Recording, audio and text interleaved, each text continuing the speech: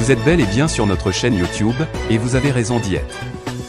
N'oubliez pas de vous abonner à la chaîne pour ne pas manquer nos prochaines vidéos. C'est parti. Salut les amis, salut tout le monde et bienvenue encore une fois de plus sur votre chaîne préférée, la communauté villageoise. La seule chaîne qui vous accepte, qui vous propose et qui vous rassure. Eh bien les amis, nous allons faire un petit tour au niveau du Burkina Faso et de la Russie en ce jour pour vous présenter cette coopération bilatérale entre les deux pays qui ne cesse d'accroître. Pour cela, le premier ministre burkinabé a effectué un voyage en ce jour du côté de la Russie pour enfin mettre les choses au clair.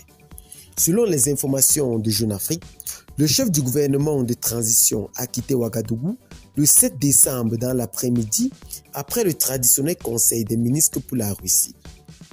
Ce jour-là, un C-295 de l'armée de l'air malienne s'est posé vers 16 h à l'aéroport de Ouaga.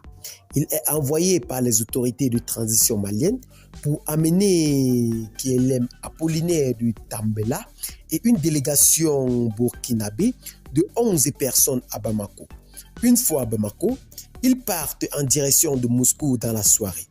Pourquoi ce passage par le Mali avec l'appui des autorités maliennes?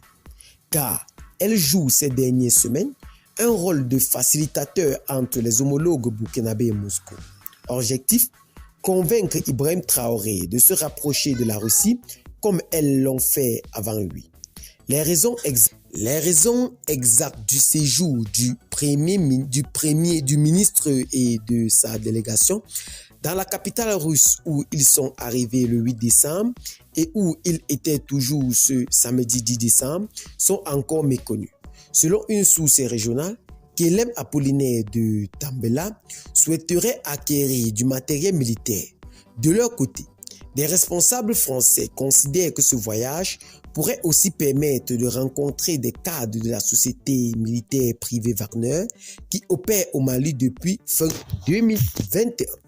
Et bien les amis, comme vous pouvez le constater du côté de Ouagadougou en ce jour, les hommes politiques ou le gouvernement burkinabé essaient autant que faire se peut pour se rapprocher du gouvernement russe afin d'acquérir des armements militaires pour lutter efficacement contre le terrorisme qui ne cesse d'hanter l'esprit et la psychologie du peuple malien.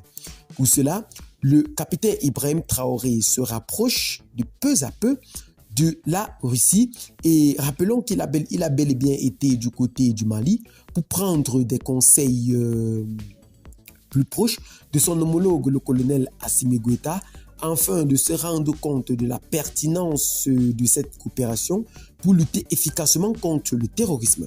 Eh bien les amis, qu'est-ce que vous en pensez par rapport à ce communiqué que nous avons décidé de partager avec vous ce soir? Laissez donc vos commentaires, abonnez-vous à la chaîne si ce n'est pas encore fait, partagez la vidéo avec les amis si vous l'avez trouvée intéressante et à très bientôt pour de nouvelles vidéos. Bye bye.